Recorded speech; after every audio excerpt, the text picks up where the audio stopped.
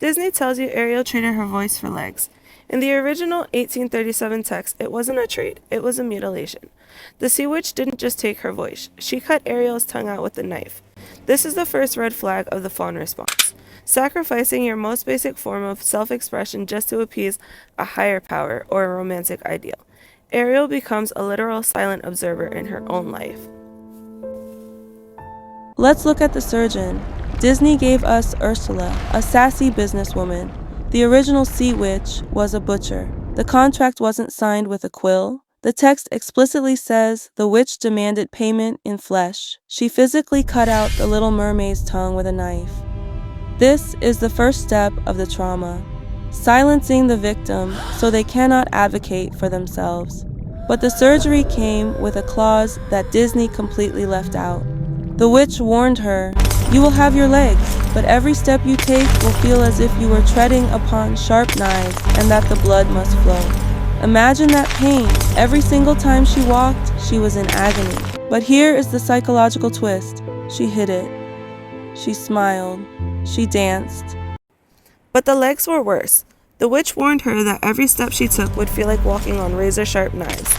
Every time she danced for the prince, she was bleeding internally. Psychologically, this represents extreme body dysmorphia. She was so desperate to fit into a world she didn't belong to that she accepted constant, agonizing physical pain as the entry fee. And the prince, he treated her like a pet. He let her sleep on a velvet cushion at the foot of his bed. He didn't love a woman. He loved the silent, pretty thing he owned.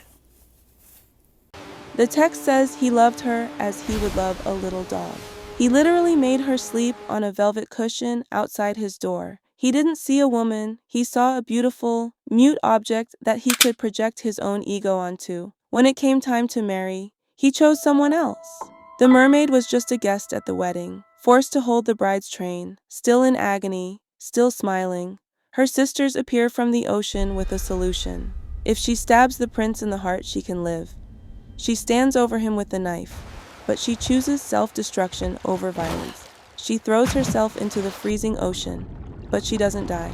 She dissolves into sea foam. In psychology, we call this ego dissolution. She gave up her voice, her body, and finally her existence, all for a validation she never received. In the end, she doesn't get the wedding. The prince marries a different princess. Ariel is given a choice: kill the prince with a magic dagger to become a mermaid again, or die. She looks at him sleeping, can't bring herself to do it, and throws herself into the ocean, where she dissolves into sea foam. She didn't find happily ever after. She found total ego dissolution. She erased herself for a man who didn't even know her name.